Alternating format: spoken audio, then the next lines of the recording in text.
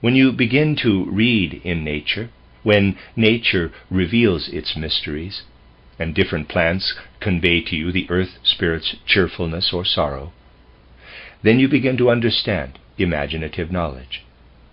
Then you will also recognize that it is this that is presented as the purest and most beautiful expression of the striving for imaginative knowledge in Rosicrucianism, and also in what preceded Rosicrucianism, the ideal of the Holy Grail.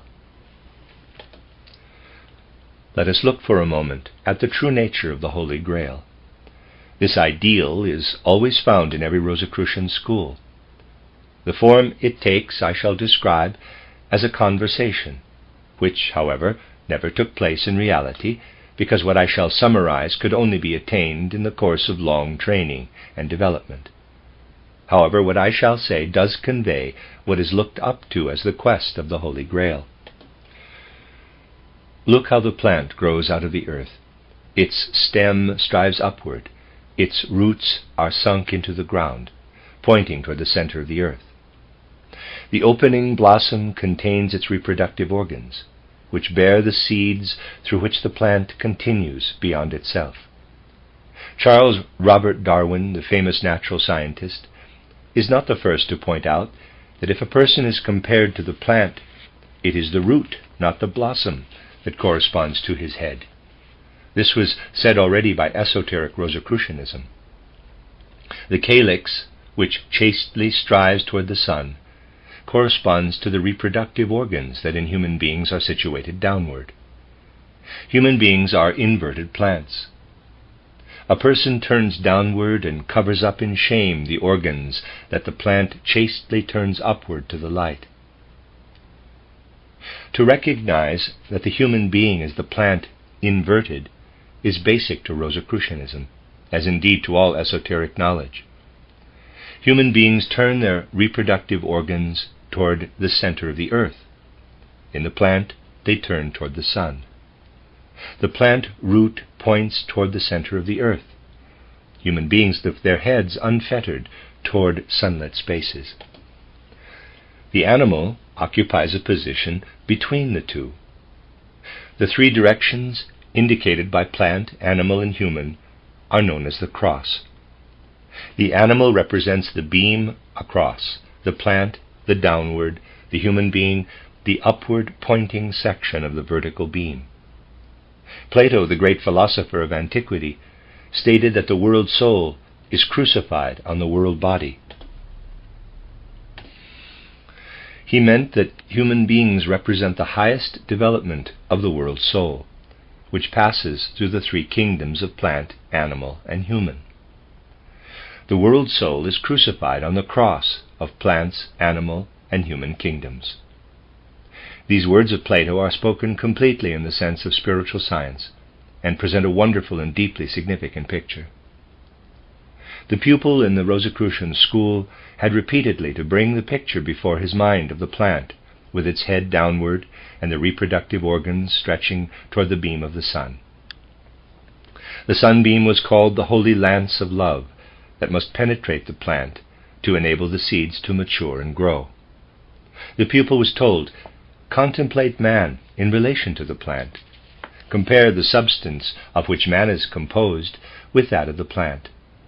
Man, the plant turned upside down, has permeated his substance, his flesh, with physical cravings, passion, and sensuality.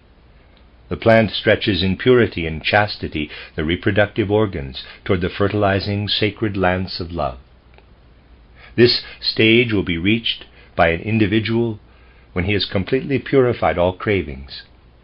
In the future, when earth evolution has reached its height, a person will attain this ideal. When no impure desires permeate the lower organs, a person will become as chaste and pure as the plant is now. That individual will stretch a lance of spiritual love, the completely spiritualized productive force, toward a calyx that opens as does that of the plant to the holy lance of love of the sunbeam. Thus, the human being's development takes him through the kingdoms of nature. he purifies his being until he develops organs of which there are as yet only indications. The beginning of a future productive power can be seen when human beings create something that is sacred and noble, a force that they will fully possess once their lower nature is purified. A new organ will then have developed. The calyx will arise on a higher level and open to the lance of Amfortas, as the plant calyx opens to the sun's spiritual lance of love.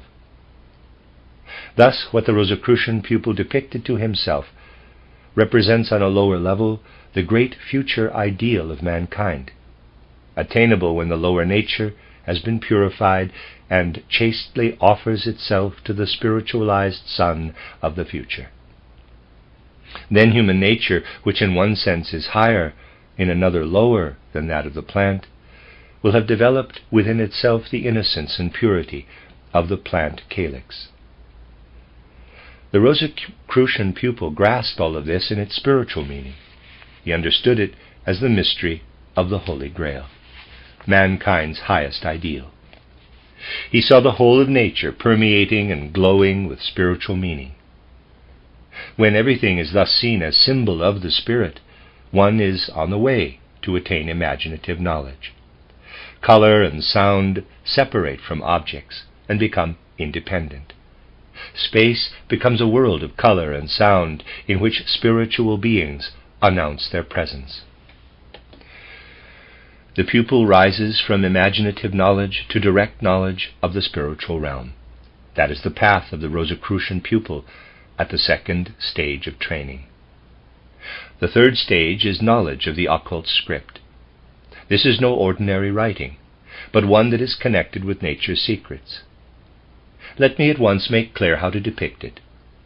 A widely used sign is the so-called vortex, which can be thought of as two intertwined figure sixes. This sign is used for indicating and also characterizing a certain type of event that can occur both physically and spiritually.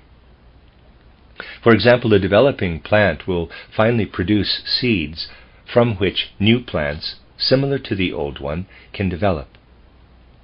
To think that anything material passes from the old plant to the new is materialistic prejudice without foundation and will eventually be refuted. What passes over to the new plant is formative forces. As far as matter is concerned, the old plant dies completely. Materially, its offspring is a completely new creation. This dying and new coming into being of the plant is indicated by drawing two intertwining spirals, that is, a vortex, but drawing it so that the two spirals do not touch. Many events take place, both physical and spiritual, that correspond to such a vortex. For example, we know from spiritual research that the transition from the ancient Atlantean culture to the first post-Atlantean culture was such a vortex. Natural science only knows the most elementary aspects of this event. Spiritual science tells us that the space between Europe and America, which is now the Atlantic Ocean, was filled with a continent on which an ancient civilization developed, a continent that was submerged by the flood. This proves that what Plato referred to as the disappearance of the island of Poseidon is based on facts. The island was part of the ancient Atlantean continent. The spiritual aspect of that ancient culture vanished, and a new culture arose.